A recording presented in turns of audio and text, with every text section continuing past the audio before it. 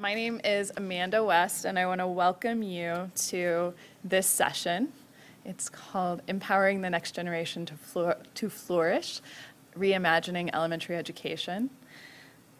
This is part of the Witching Hour Festival, which is presented by the Englert Theater and Little Village. And this festival is dedicated to exploring the unknown, discussing the creative process, and presenting new work. We have a number of different organizations this year that are helping us put this together, which is really wonderful. I want to list them here for you. We have grant support from Iowa City, Coralville Area Convention and Visitors Bureau, and the Iowa City Downtown District. Our festival sponsors are the University of Iowa Libraries, Digital Scholarships, and Publishing Studios, MERGE and the Iowa City Area Development Group, the University of Iowa School of Music, Obermann Center for Advanced Studies, Midwest Ticks Velvet Coat Revival, Feed Me Weird Things, Adamantine Spine Moving, Reunion Brewery, Film Scene, Flow Media, Iowa Shrimp Farms, Scope, Iowa Public Radio, the Tuesday Agency, and the Iowa City Public Library, whose sponsorship makes all of the Witching Hour programming here at the library free and open to the public.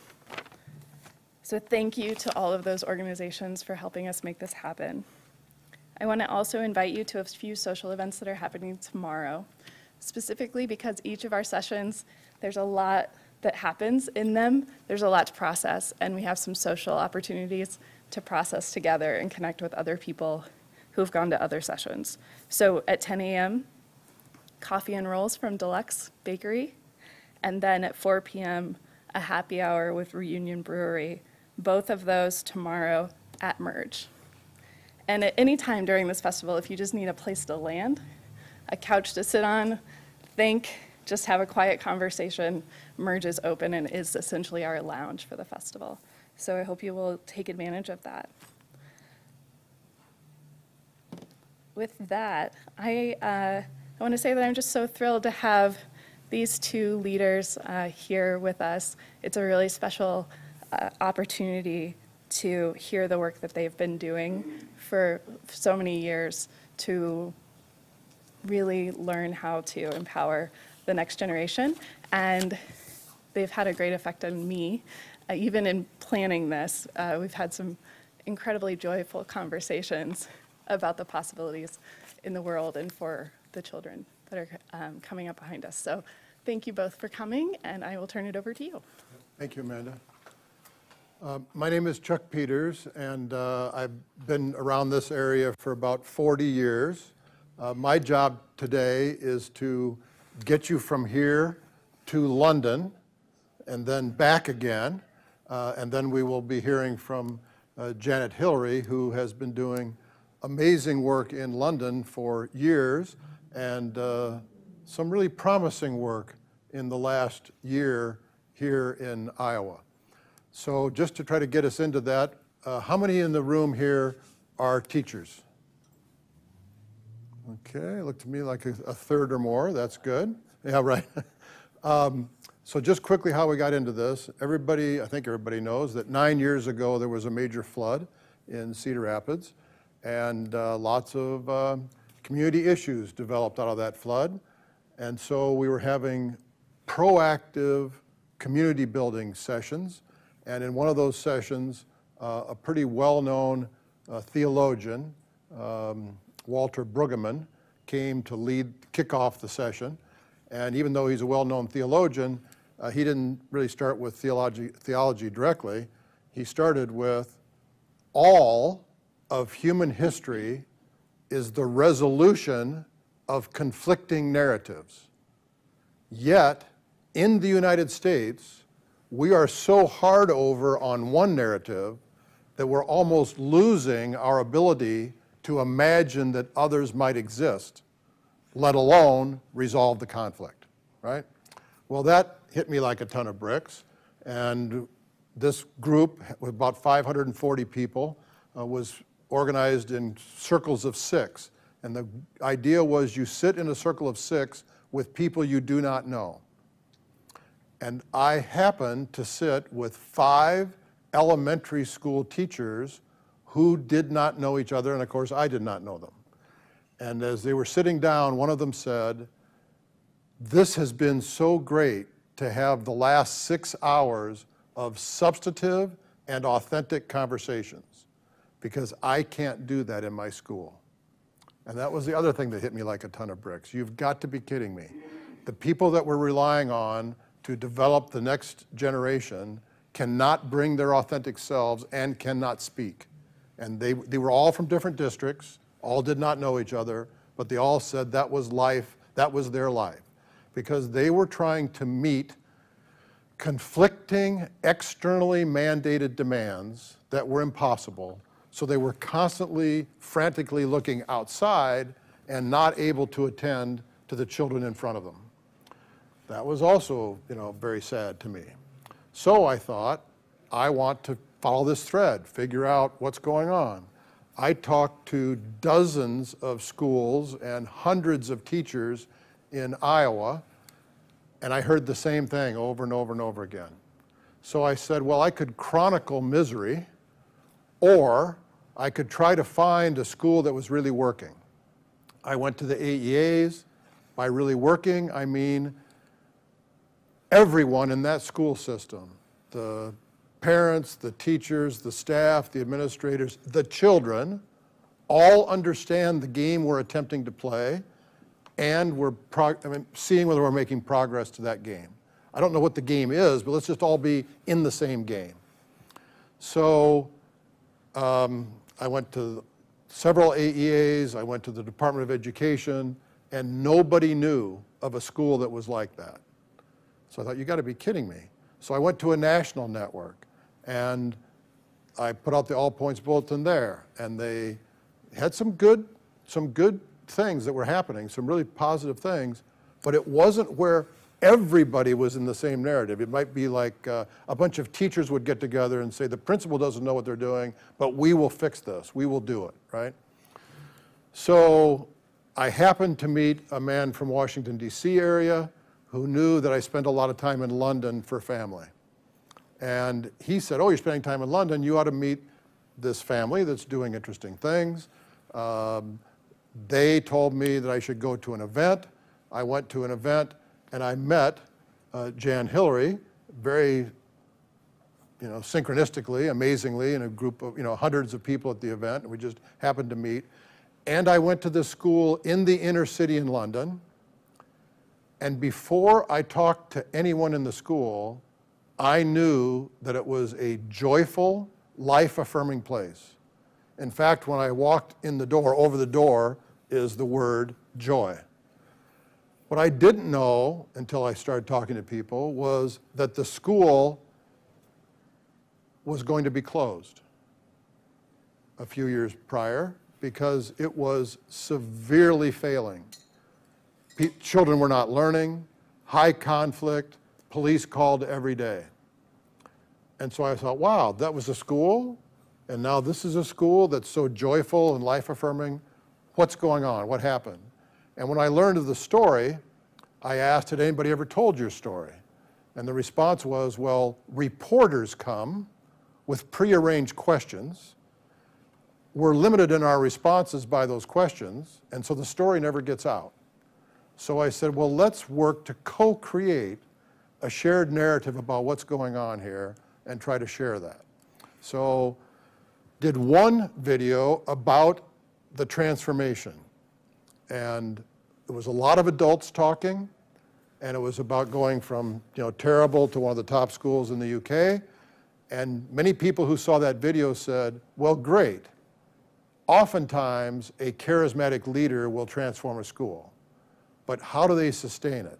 Well, I knew that Jan had left as the head teacher a few months before we made the first video, and now more time had passed, and so you have a new assistant head, and you had about 50% of the teachers turn over. So we made this video that you're going to see about that sustainability. What's the system that allows there to be that much turnover and still get the kind of results where we have children from the most deprived area of the UK, in the lowest 2% socioeconomically, achieving at the highest level the top 2%. So it's way worse than any school we have in Iowa, or way worse than any neighborhood, and achieving at truly world-setting rates. So the idea is to bring you to London to show you the school a little bit, and then get Jan on to say a few words and answer any questions. Okay? Everybody fine with that? Thank you. Now, the moment of truth.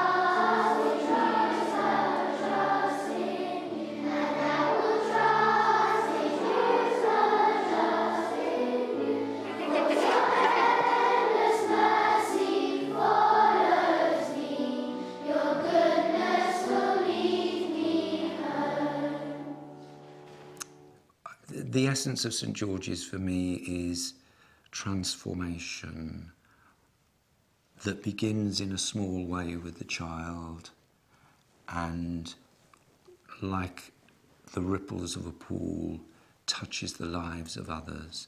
That's actually what education should be about. If education is not a revolutionary act, then it's not worth having. It needs to be changing children's lives. What's very important at St. George's is the consistency that we achieve across the school. And when anybody comes to visit, it's the real thing that sticks out for people is the consistency of practice and the consistency of approach. So we have a handbook at St. George's which tells everybody this is how we do things here. It's the St. George's way. And people get to see that before they choose to come and work here, because coming to work here is a choice, and we want people to really understand what it's about to come and work here and to commit to being here. There are no simplistic answers to whole school transformation, and again I think that's a very obvious thing. And anybody who comes along and says, well, this is the one thing, it's a nonsense. It's an orchestration of many different things. So we have to have systems, but not any old system. They have to be systems that are actually going to work.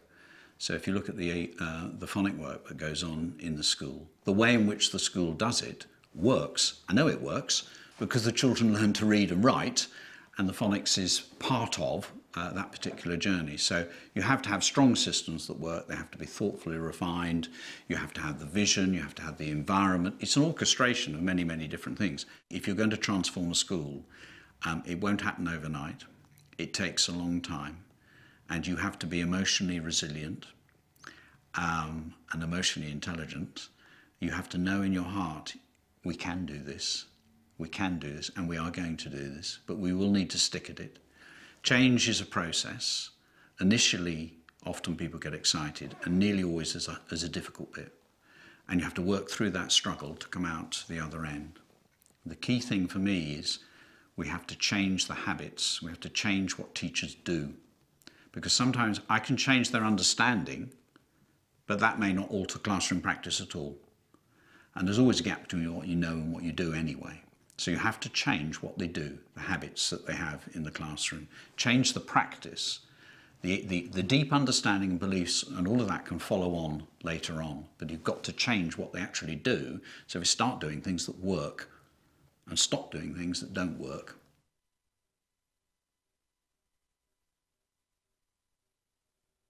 So when we focus into the academic side of it, which is obviously so important for us, it's not one particular, the way we teach maths, the way we teach English, it's everything together. So taught for writing, reciprocal reading, sounds right and maths mastery work so well together, so that we have the crucial elements of the talk and the fact that the children, the language is running consistently throughout all of those.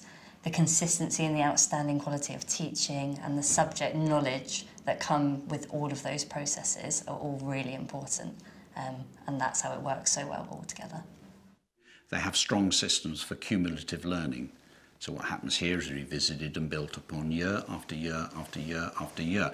And that is partly why nearly all the children leave able to read and write.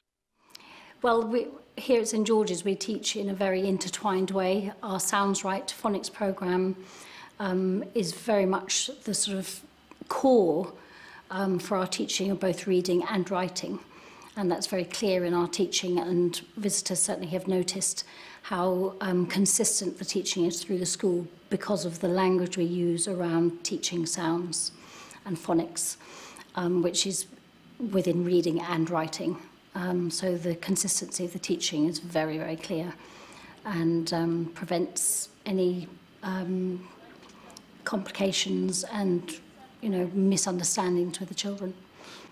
So it's a very supportive programme, not only for the children but for the teachers, because it's very clear what the children need to know, what skills they need and what concepts they need to understand in order to be able to crack our code for reading and spelling, which is really quite complicated English.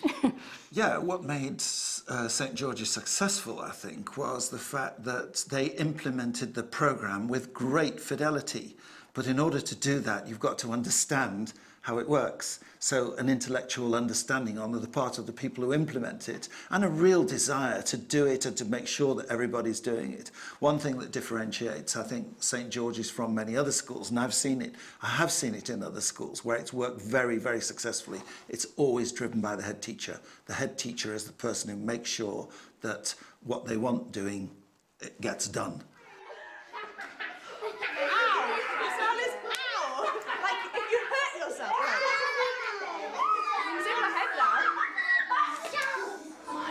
Is sore. Ow. Your turn. Oh dear. My turn. Ow. Your turn. Ow. There are some different ways of spelling the sound ow. Spelling the sound ow. We are going to build some words with the sound ow in it. The first word goes into column 1. I wonder which spelling we need to use. Jaheen, we are going to build the word cow. My turn, cow. Your turn, cow. Jaheen, please come and build the word cow. It is going into column 1. Oh, I didn't hear you. Thank you. Ow. Cow. Cow. Jaheen, what word are we building? Cow. Ow. Ow. How many sounds are in the word cow, Philip? 2. There are 2 sounds in cow. Thank you. Now, we also read some 2-syllable words with the j spellings, and we wrote 2 of them in our books yesterday. Let's say the sounds and read these words.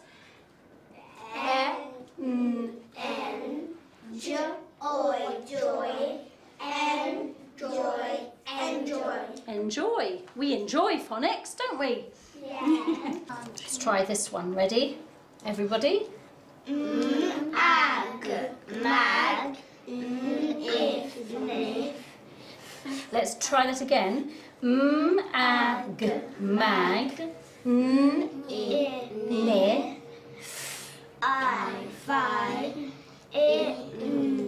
Ing. Magnifying.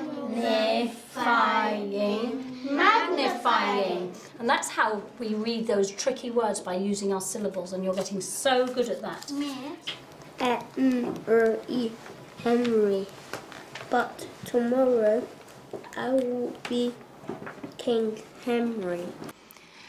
In a Talk for Writing session, we wouldn't necessarily use sounds right concepts within the actual teaching part, but when they're actually writing, the way that we support them and help them with their spelling, we would always use sounds right methods. So as a Talk for Writing school, we believe that any writing has an origin in thinking and speaking, so that therefore you can map out in pictures anything you therefore afterwards want to write. So initially in nursery, they'll start with what is a sentence, and they'll box up what is a sentence, which then develops to me, well, box up a paragraph, and you can see the really clear links throughout the school. Then I've used that in history as well and in science, so that they associate the pictures with words, and it just helps them to link it all up. Rhino's great big itch. Rhino had a great big itch. So he twisted, he turned, he wiggled, and he rolled, but the itch wouldn't go. And I think that's where the Talk for Writing helps so much for the new starters, because the sentence structure and the language patterns that they're learning are so well embedded so quickly that very, very quickly children are kind of established within that, the language structure, and they can just pick up stories, and then obviously they can write their own stories and feel successful very quickly. How to be a superstar. Would you like to be a St. George's superstar? If so, these set of instructions will show you exactly what to do. And the children really get to grip with what those words actually mean and make sure that they can use them in context. So that's been really important throughout the curriculum as well. Yeah, good go. It means finding and making new facts. So we had this, didn't we? Because we were finding our new fact for derive. Our known fact, we know that one already. Multiplication, place value, commutative, and inverse. Remember, we did a big one for inverse and commutative. Let's say our star words together. Ready? Derive, known fact, multiplication, place value, commutative, inverse. Who can remind me then, what did our commutative mean? What did commutative mean, Taja?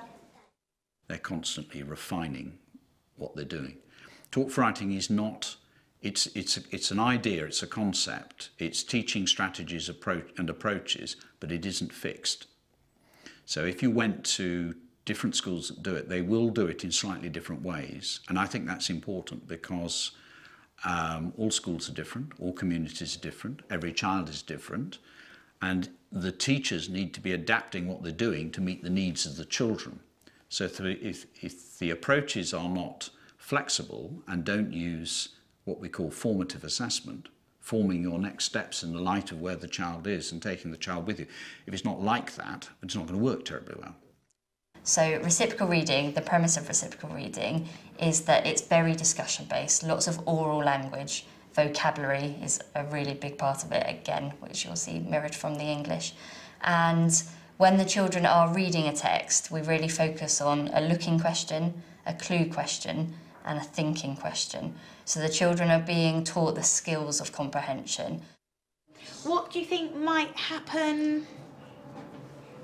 What do you think is going to happen? What's going to happen next? That's your prediction. So have a think. With your partner, I want you to make a prediction about what's going to happen right at the end of this story.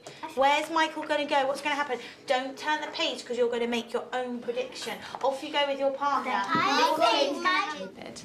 So finish doing your matching your nouns to your picture, and then have a think about what that might mean that we're going to do today.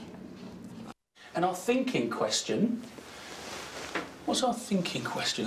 When we looked out the window, we said our thinking question would be, is it a good thing if it rains? We had mixed answers because it could be because you could help plants grow, but it might not be because it might flood some people, some countries. Okay, so who's right? What's the right answer? There isn't one. And I really like to focus on reading, so I choose maybe a teacher child to come up and read it, model it to the class with their confident voice. And that's another really important thing, making sure they're using their confident voice whilst reading. He walked up the path and knocked on the door. Because words have the power to change your mind. And so reading has this very profound, almost spiritual quality to it.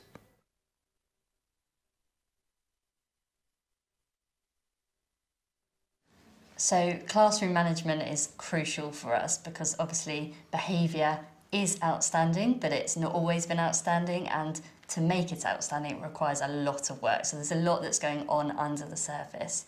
So in terms of classroom management, we do lots of singing, lots of transitions that are sung so that we're not having to raise our voices ever. And there's lots of little things that you'll see. So 1, 2, 3, but with the non-verbal, means that children can stand up, move quietly to their tables and sit down without teachers even having to use their voice.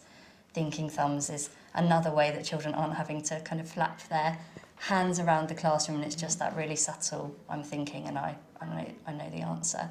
And what we make sure that we do is that whenever we see something that a teacher's doing that's really effective, everyone else will very quickly see that as well. We will implement it as a leadership team, everyone will do it, and then it will become part of the handbook. So very often things change like that when we see something work really well, and then quickly it becomes a whole school system.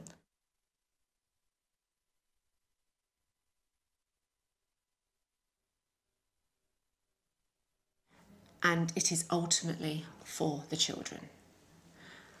We, like I've said before, we have a choice to come to school, to work into this school. And my choice is to be fully committed to St George's School. I have great pleasure with even the challenges that one faces. I think that over the years, coming back into education as a teacher and as a professional, it made me realise that every minute counts to every child. We constantly figure out everything about that child. We want to know about them. We want to know what helps them along their journey here in St George's, whether it be academically, socially, medically, all of those things that we need to know to be able to make their life, to integrate into St George's just as well as anybody else. I think families trust us. Even when messages are hard for them, we're honest. The teachers and the head teacher, they know our children very well and they know their needs. They teach them to be grateful about everything and to respect more, to show respect to other people. Yeah. I'm a product of the U.S. school systems, and I've seen a lot of different things, but I've never seen this level of interest, interaction, and care. I mean, I found that children misbehaved to cover up the fact that they could not read. Because if I'm being difficult, you're not going to ask me to read, are you? And it was a common way of dealing with a sense of not being able to achieve very much. And Sounds Right, interestingly, with behaviour, the Sounds Right programme is very linked to the way we would want to be talking to children about behaviour. So, it was written alongside educational psychologists, so it's all about the positive correction. I made a mistake. Sometimes it happens, doesn't it? Doesn't matter. What do we have to do? Try again. Have to try again. Everybody makes mistakes, so. And this badge is the Confident Voice Society badge, which means always speaking, always trying to be as confident as possible. Never let it, even if maybe you make a mistake. Well, I think that confident voice is essential way more than important, because you have to learn to use your voice when it's most appropriate, and your voice, you should be heard, you must be heard, because children have a right to speak. St George's helps me to be the best learner I can be because of just the relationships that the pupils have with the teachers. It's really special, and if we didn't have them, then I think the school would be a very, very different place. My teacher, Miss Griffin, she's funny, and she always puts a joke even when she's upset. Well, the thing that I really think is really important and that I really like the most is that, especially our head teacher, Miss Collymore, I think she's very humble, because not too long ago, one of the school cleaners that helps clean the school wasn't in, so instead of she was kind enough to take out some of her time to clean the school for us, and I think that's really sweet of her. I think that what integrity really does mean to me is, even if there is absolutely no one there, you're always doing the right thing. And that's one of the key skills to have in life, because if you didn't do that, then life wouldn't be that nice. Sometimes you have to, even if there are some bad influence around you, you have to make that choice for yourself to make sure you're always doing the right thing. So I think that's really important to have integrity. This one is a Superstar badge, and I think this is one of my favourites because it sort of links to integrity, because at the back of every classroom there's a chart that says happy, and along down the side it says every person's name. So the H stands for homework, always doing your homework to the best standard that it can possibly be. The A stands for your attitude to learning, always having a positive attitude and trying to do the best that you can be in your learning. The first P means punctuality, always coming into school early and on time. And then the other P means participation, that you're always joining in the class and lessons, because that does really help a lot. And then the Y stands for yourself, just really having that true integrity and making sure that you don't work hard for it and then just let it go, that it's always there. So that's what happened to the Superstar. The important thing in a successful school is not to rest on your laurels and not to settle. And we never settle. But we don't do it in a way that's about never feeling that we're good enough. It's about, we want this to be even better, but not because we think it's wrong. So we are always just growing the programmes, working with the creators of the programmes to just take that next step to make it even better. And again, this is another feature of places like St George's. Why do the teachers love it? They love it because they know they're making a difference. They love that. Why else would you teach if you aren't making a difference to children's lives? This is the job. This is what we should be doing. And if we aren't doing it, if it's not working, whatever we're doing, we've got to take another look, and we need to go somewhere down the road and see what is working and bring it back and start to work on that and develop that ourselves. As I do the work here, I'm most grateful for the team that I work with, because I don't feel like I'm on my own. I know that I've got Mrs. Plummer, Teresa. We work together for every English lesson. We plan together. So with someone like Solomia, she arrived with us at the beginning of last year with no English at all and got straight onto the Sounds Right programme. And by the end of that first year with us, she was at the levels that we would expect children at the end of that year to be. And then this year, she's absolutely flourished. So she's taken those basics and she's gone forward with them, and using all of our programmes that we know work so well for children, she has absolutely thrived. And you can see how successful she's been in school, but not just as an academic learner, but also as the whole person. And she said not a word within the class for about 6 months. And then suddenly, sort of sometime in the spring term, February, March time, she started to really come together, blossom. She was beginning to freely write. She was reading phonic reading books very well by then, and had started to take on English with all her friends as well. Once there lived a hideous witch who longed to be beautiful. As the years passed, her ugliness has grown.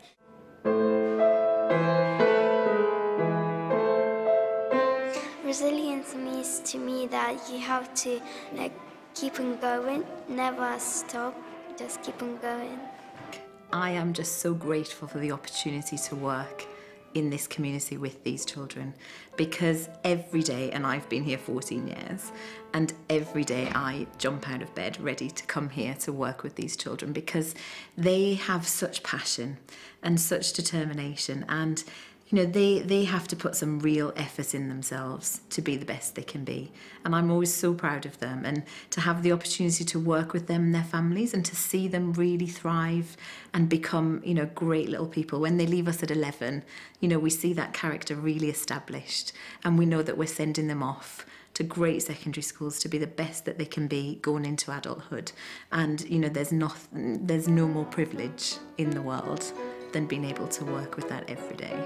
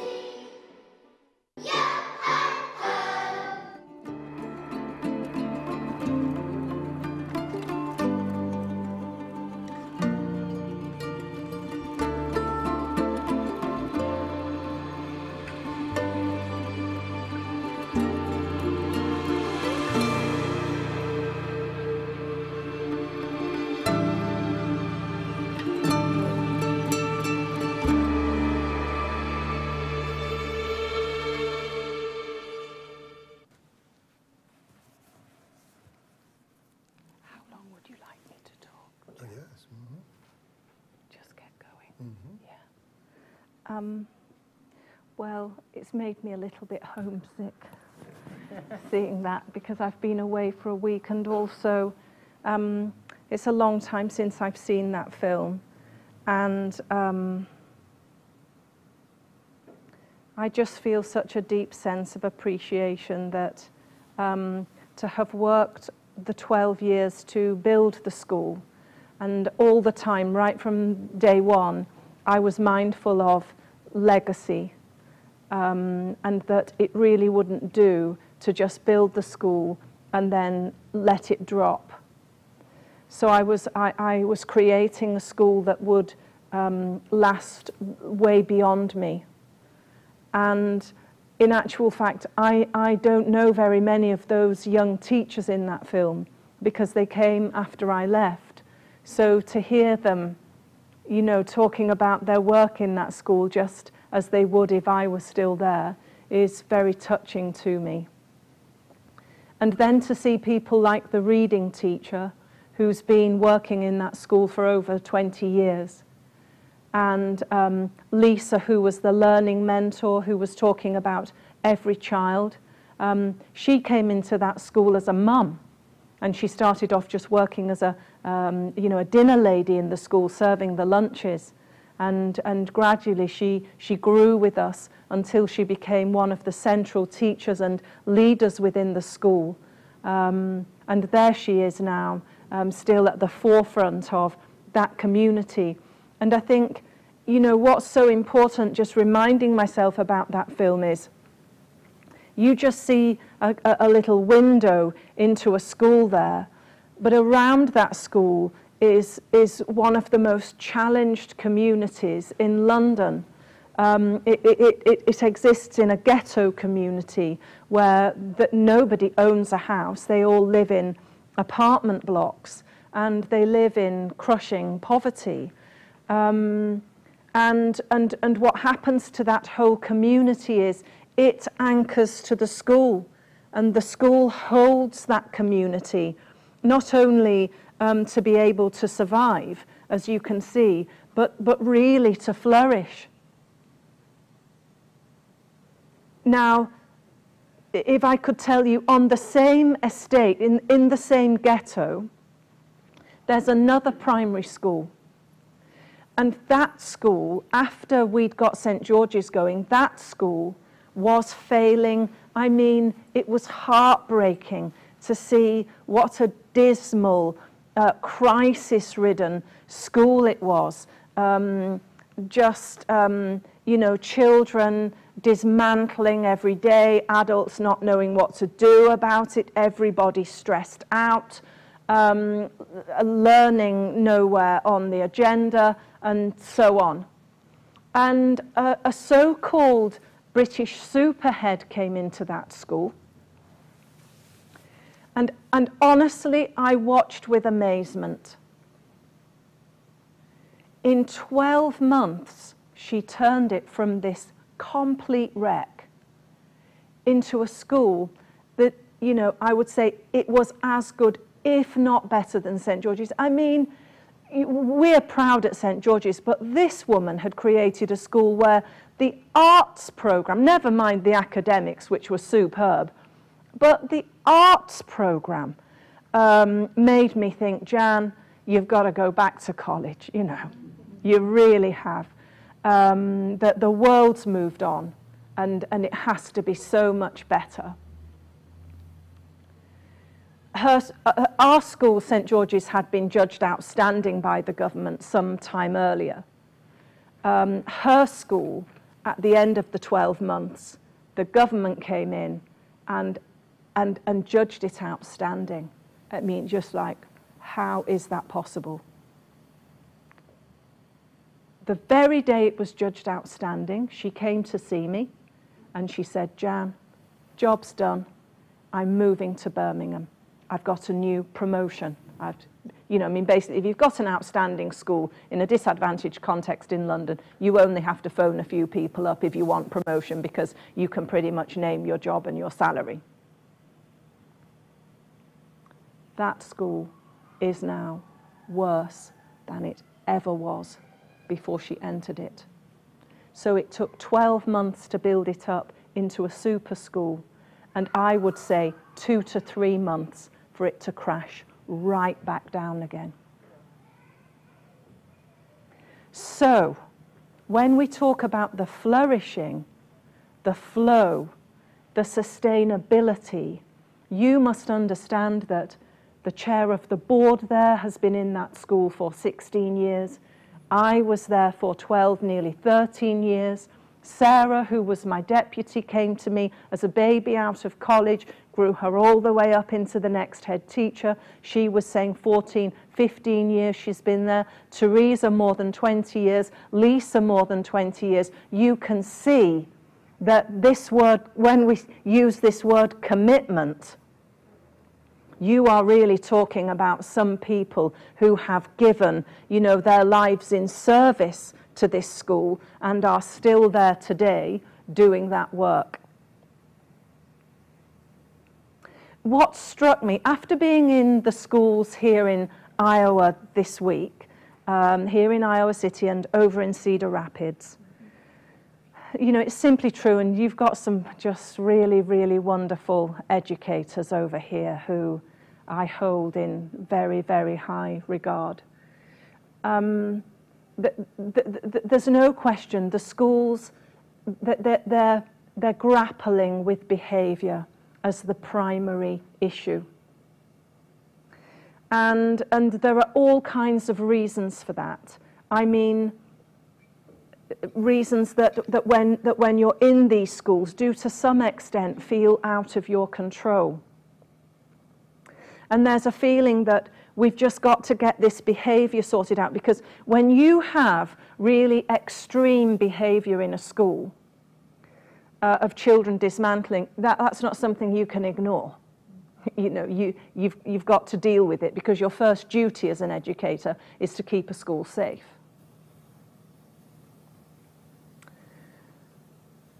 So this idea, well, when we've sorted the behaviour out, then we can really start to focus on the teaching and learning, and you know and that's what we want to do, because we're educators, and that's the bit that we're really passionate about. And what I've been talking to teachers and leaders about this week is you have to flip it round the other way.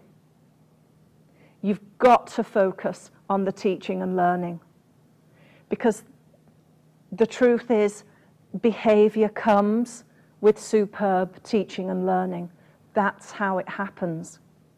And it struck me watching that film today, you know, I mean, behaviour, there are little references to it, but essentially, you know, it's sorted, isn't it? And everybody's just talking about teaching and learning, the joy of teaching and learning. And you can see in all those classrooms, teachers who are not only, you know, giving direct instruction to whole class groups all the time, but aren't they joyful? Joyful in their teaching, joyful talking about their teaching. It's very authentic. It's hard to believe, you know, that those children who, when I arrived, could hold the whole school to ransom,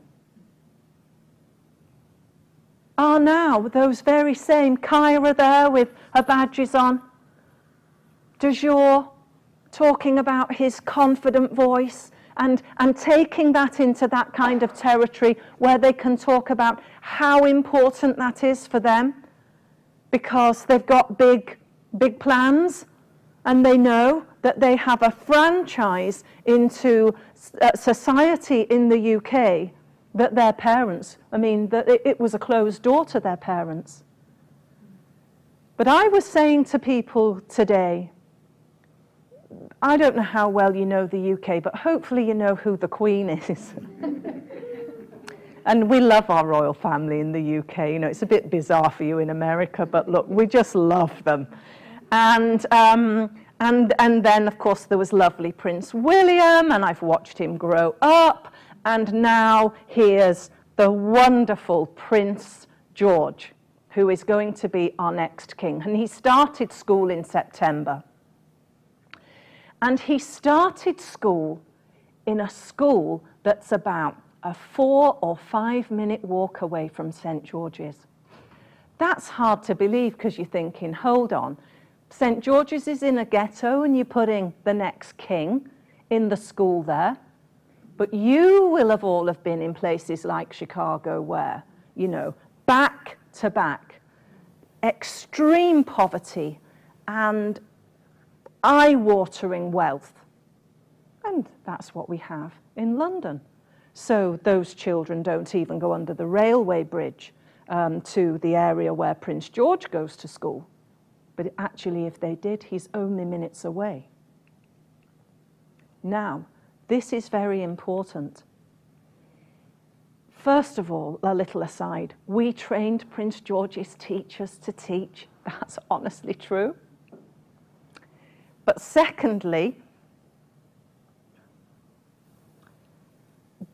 Thomas's school, where Prince George goes, and St. George's School often come together to do projects together. They might do learning projects together. They might do reading competitions together. They might do kind of cultural or arts days together. They often learn together. Now, this is just the truth.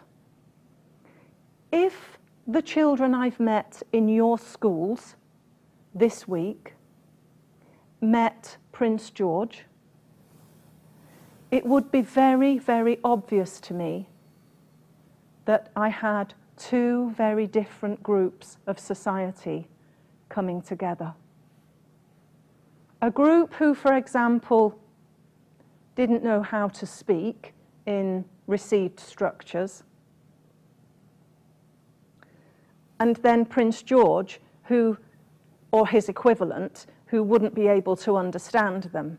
And these two worlds just wouldn't be able to come in. They couldn't connect.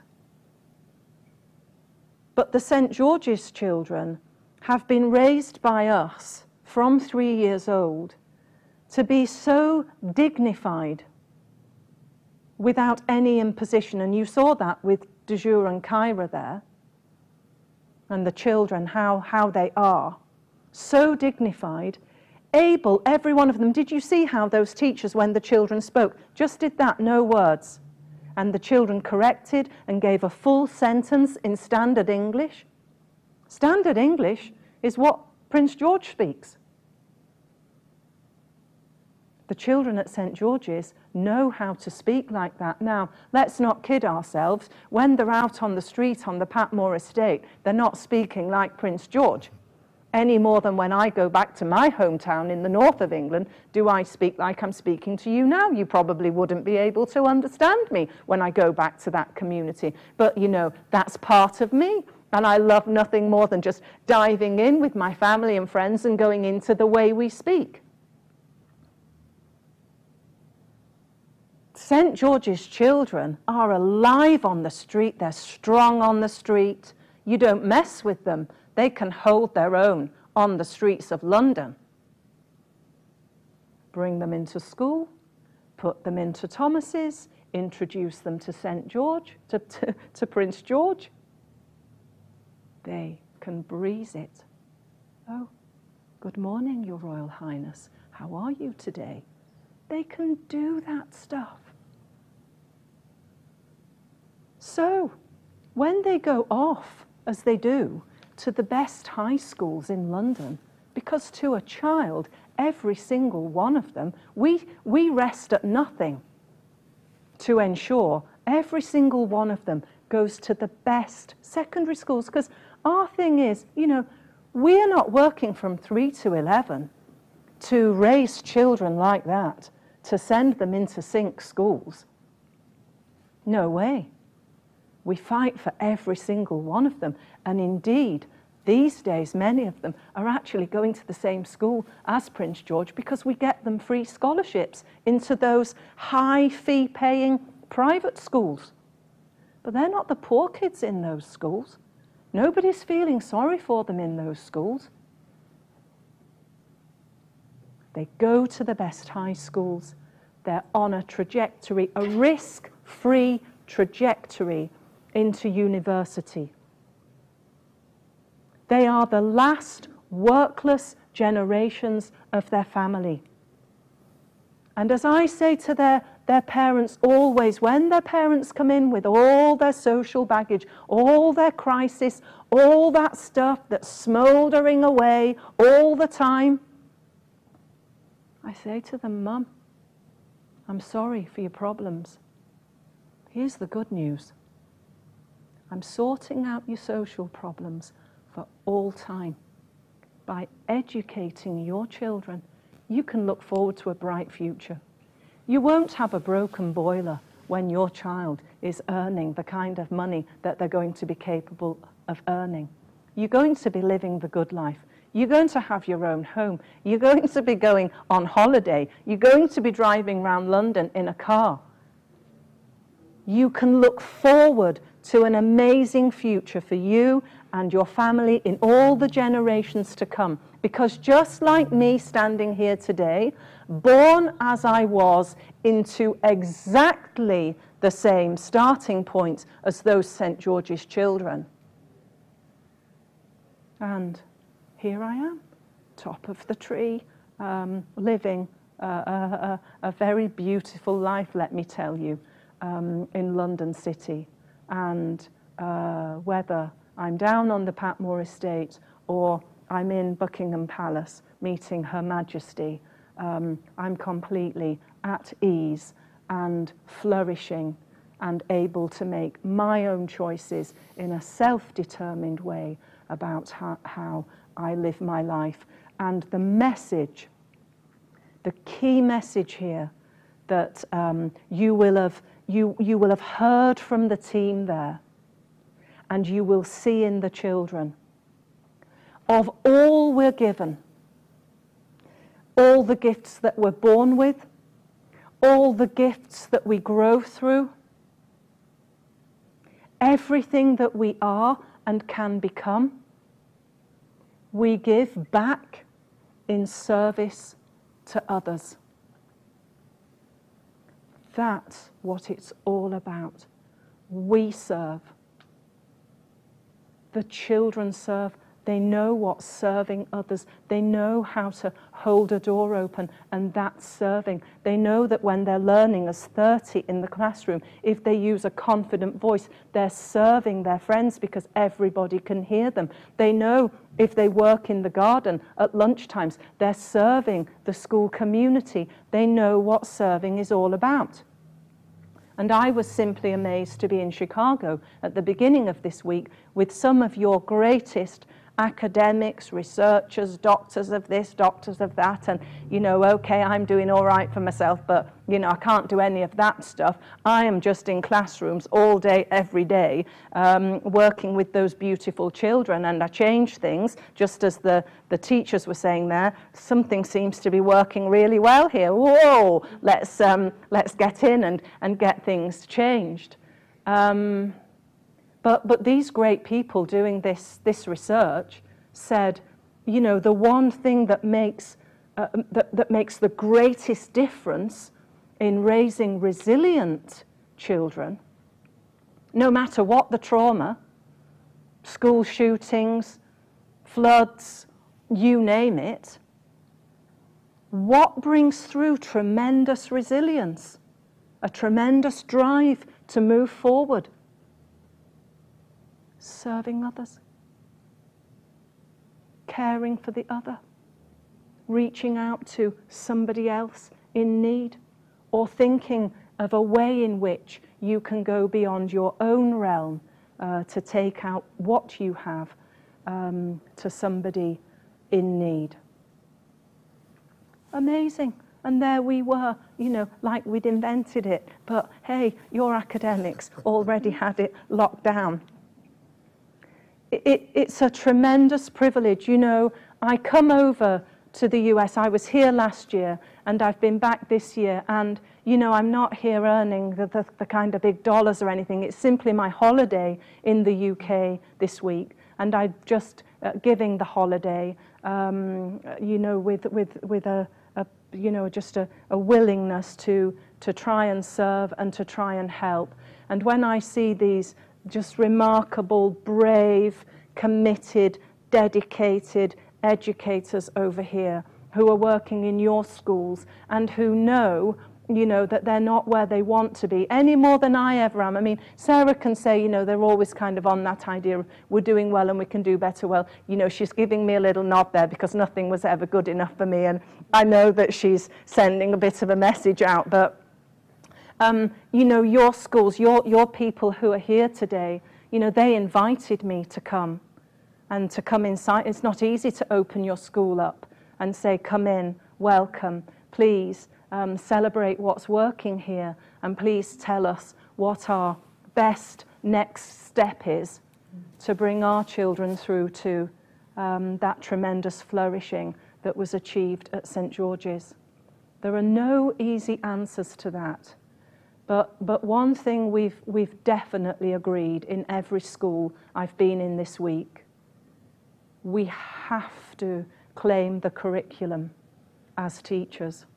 We have to do that really bravely.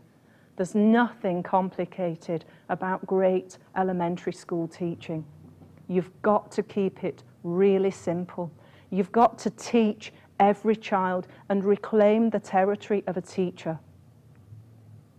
You've got to completely lose this crazy word, intervention, and believe that everybody comes along through intervention. It simply does not work. They come through teaching, great teaching. The simpler the teaching, the more effective the teaching. A little today, a little tomorrow. One full sentence, write a full sentence, write a perfect sentence, write a perfectly punctuated sentence, one today, one tomorrow, build, build, build, build, build. And every child is coming with you, every one of them. Behavior is only part of success. It's just how you go out into the world with your tremendous dignity and make your great choices to do, as Kyra said, the right thing, when sometimes the right thing is the hard thing to do. Thank you, everyone, so much. Can I give a cheer to these, and with me for these great teachers over here, leaders. Thank you, Jan. And Jan will have time for questions, but we'd like to do this full circle. And if you could find 2 people in the room that you do not know, please get with 2 people you do not know, and then next step will be revealed. So now that you've found 2 people that you don't know, the first question, okay, 5, 6, 7, 8. Okay, the first question is, each person in the group just express to the others for about a minute what struck you in the last hour.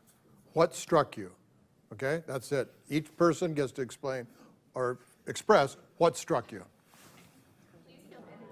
Okay, so the next question is, what question are you dying to ask Jan? So just talk about in your groups, what question you're dying to ask Jan. Okay, we have about 15 minutes to get your questions out to Jan, so who's dying to ask the first question? Who must speak? You guys are a tough group. Who must ask a question? Yes, oh good. Good, we have one over here. Curious, in the video that I could see, I didn't notice any iPads or computers, and so I wondered if it's been a conscious decision not to attach kids to technology at that age, and what you believe about how technology would either enhance or maybe hinder what St. George's is trying to achieve. Just a minute, you get time to think about it. This is being broadcast, so they want to get the question on the mic, so if you could go to the mic to ask your question next time. But basically, for those, the question is, not a lot of technology was noticed. Do you have positions on use of technology? Thank you. First of all, I would say we do use technology at St. George's, but very little. The children would have certain sessions in the week, perhaps, I'm guessing, a kind of 40 minutes, hour maximum, when they would go into a room that has computers. And that learning would usually be something like robotics or coding, back to we teach. Yeah. So here, with humility, I've seen lots of technology used in classrooms, iPads and so on, and it not only is it not adding value, it's just taking away from learning, because what's happening with that technology is, you know, from what I've seen in 2 years now here, teachers that would teach a little at a horseshoe, and all of the other children, there's this constant rotation thing that goes on. So everybody who's not with the teacher is having to teach themselves, essentially. Now, we all know anybody who has been in a room with a lot of young children, you're going to have to give them something to do that will occupy them. And in most cases, what they have is something that's too easy. They can already do it, but it keeps them compliant and just kind of going.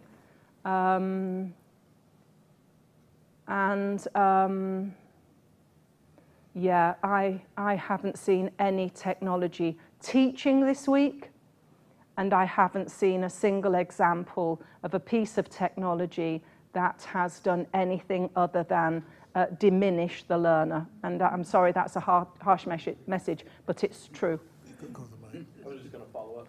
Was there a digital whiteboard that you guys were using?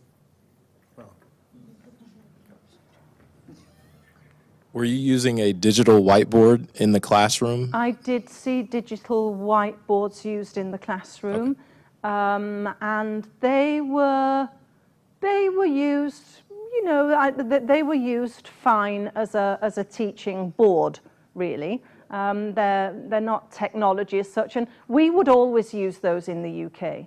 That's like what used to be the blackboard, and we would teach using that technology. I would say that for certain, our use of that interactive mechanism in the UK is much, much, much stronger than it is here, where it's largely used as a sort of chalkboard. Okay.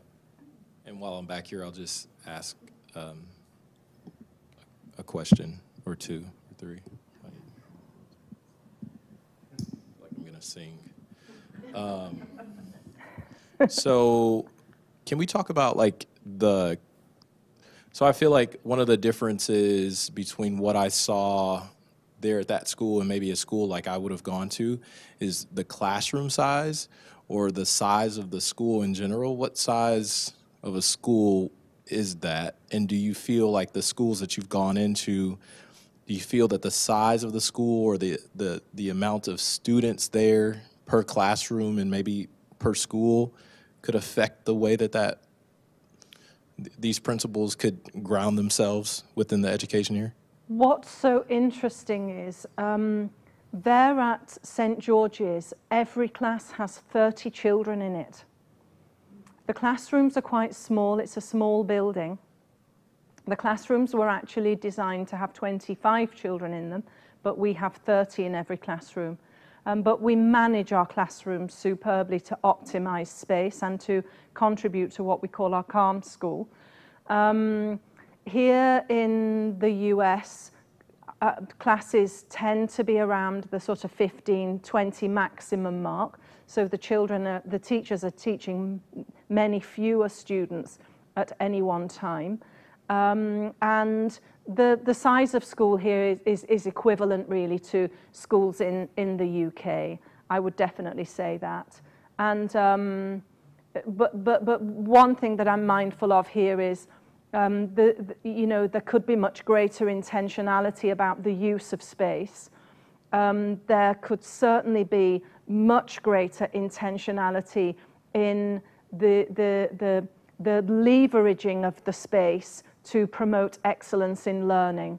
So for one example, in many schools here, motivational type posters decorate the walls.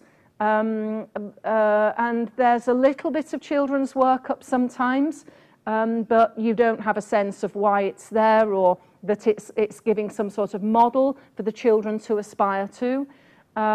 Whereas in the UK, I mean, it's like competition time, and all over Twitter, people photograph their classrooms and want the world to see how fantastic it all is, and then you're feeling guilty, yours isn't good as that, and so on and so on. And our corridors, our classrooms, you might see the odd little motivational thing, but we find that stuff a bit cheesy in the UK, and we do it all with great intention, learning cues, working walls, everything the child needs, they draw that down from the environment. Superb work that should inspire them to reach a higher standard always. Lots of images of them achieving. So, for example, the Confident Voice Society is like a roll of honor that goes all the way around the school, and you get your photograph and your Confident Voice badge and so on, and with great intention. Come up to the mic. Yeah. To follow up on that, in terms of motivation and how to motivate well, one of the things that our group was struck with was the fact that everybody from the youngest student to the teacher to everybody really worked to achieve an excellent standard. Everybody worked up rather than trying to lower expectations down so everybody could meet them. Do you think that teaching the quality that lets people want to raise themselves up to meeting higher expectations, is that something that you can teach, or is that a quality that is just self-selecting so that some people will tend to do that and other people opt out? That's an interesting question. I mean, I guess there are lots of schools in the UK now that do this work very successfully. And as soon as you've created the culture, there's total buy-in. And honestly, there are schools that do it better than we do, and that's not false humility.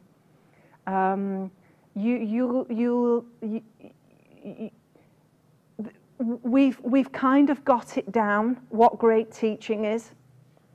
We teach all 30. We start the teaching, and then we hand over the learning. They stop. We teach the next bit in. We hand over the learning and back into the teaching again. So all 30 of them are coming through all the time. And because we are free to manage our own programs in the teaching, and you can see how the passionate and expert the teachers become, well then you're so tuned in to the learners. So you'll know at the end of that session, of the 30, any that weren't with you, that missed any part of it. Then what we do is we make sure that we will one-to-one tutor that child or that group just before tomorrow's session. So they come into tomorrow's session ready. It's keep up. Nobody drops behind, because we understand the minute you're behind, the gap will widen. Yeah. So, and you know, this is very important. This was sort of the message last year, really, when I came. What's really lacking in US schools, you know, respectfully, is accountability. People kind of pass accountability out. But in UK schools, you are accountable. And we don't wait to see how you get on. It has to be 100%. And you're going to get them there. Now, we're going to help you.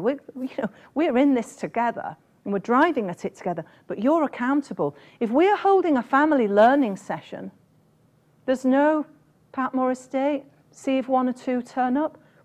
No way. Your 30 parents are coming, and you're going to make sure that happens.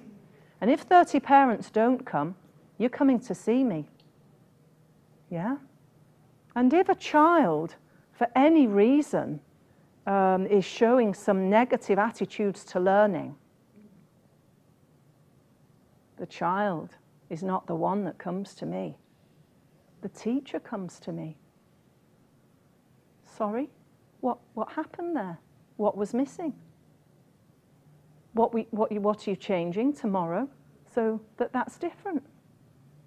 Yeah, accountability is really key. And you know, here in the US, you hear a lot from you know, the principals particularly, that so much is imposed from the district, and it's very constricting for them. And it means that, you know, they can't control what's happening in their building. But, you know, I was in a school earlier this week where I got this response. So I said to the principal, oh, so did your district contact you then and say, your bookcases have got to be a mess? Is that a policy that comes from the district? Did your district send you an edict saying that every time you put a writing model up, it's got to be a different scroll that the children have got to decipher, and they're trying to learn to write? Did the district write to you and say, you know, when you put writing up, you know, you don't put any punctuation in, because you've got to be confusing your children? Do you see what I mean, though, of the little that you can do? Now, you know, this is the truth, and Chuck Peters was with me today when I was with some district administrators in Cedar Rapids. And they were saying to me, Jan, you know, because we've told them, absolutely told them about this issue of the way that people feel, that the imposition of what has to be done in schools is not helpful. And yesterday, I watched one of the district officials show the principals a 90-minute literacy session that has to be taught in every school. It took them an hour and a half to explain this literacy model. Now, I'm 30 years in this business and considered to be a bit of an expert around literacy in elementary schools. If you asked me to give you a hint of what that stuff was about, I could not fathom it. And I said to those district officials, you know what? At the end of that hour and a half, one of your principals in that room said to you, okay, listen, 50 PowerPoint slides, endless bits of paper here. You needed a microscope to decipher the writing. It was like the small print.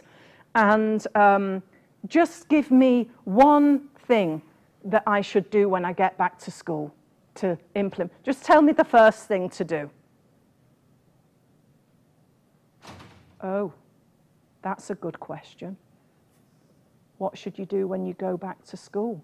Well, let's push it back. Principals, what do you think you should do? No. I was sitting with them today and I said, that is an absolute disgrace. They said to me, how can we help our principals? How can we do that? How can we make them accountable? How can we help them to lead schools of excellence? And I said to those district officials, you've got a problem, haven't you? Because like all district officials, when you're a head teacher in a school and a district official comes in, they want to sit in your office. They want to have a chat about how things are going. Now, my rule, nobody comes in the office. You're only allowed in the classrooms. You've got to go and tell my teachers and add value in those classrooms. You're not getting a cup of tea now in England. You know, that's bordering on the rude, but no way. I said to them, your problem is you have no credibility and you know it. The problem is you know you've got an easy job. You know you haven't earned the respect of the profession, and that's a problem. But you see, in the UK, something very interesting has happened. We have developed a school-led system. We don't have district administrators anymore. We do it ourselves. I decide what I teach. I decide what my team are paid. I decide what happens, everything about my building. I send my teachers to other schools to get trained, to develop with other great teachers. I bring in principals so I can train them and hand to them everything I know so that they can go forward from where I leave things and not have to run all the way back to the beginning to start again. Do you see what I mean? So we as a profession, we have to get powerful. Now, what's interesting, Chuck, it's time, I know. Last thing, I know, I got the vibe then. See how in sync we are. But this is very important. What you always hear in the US, people say, you know, they look at me like that, Jan. It's like this, American accent. Jan, do you have trade unions in the United Kingdom? Trade unions, are you joking? I'm Northern. I mean, you know, we are like, we built the trade unions. Yes, we do. Slightly quivering thing, you know, well, what do you do when, you know, somebody calls the union? I say, great, please bring them in. Yeah, because you know and I know, I haven't met a trade unionist yet who can't hack it in the classroom, so they've gone off to be a trade unionist because that's another easy job, and they will defend the indefensible. I'll never meet a trade unionist without children in the room. So we're all clear about who we're fighting for. Yeah. And what I say is, I will fight on every level for my team. I mean, I will stop at nothing to fight for them. And I demand of the trade unions, you do your job. You get the terms and conditions better for this profession. Yeah? Never mind spending your time coming in, defending lazy teachers, defending people who are using sickness, you know, just as lies not to be in front of children. No, I just won't have it. And filling principals with fear. Well, who's that serving? It's serving nobody. But you know what? The profession has got to find the courage to just push that one right back. Yeah. And make those trade unions do the work for all of us and for all our children. Chuck? Gotta go. Oh, thank you very much.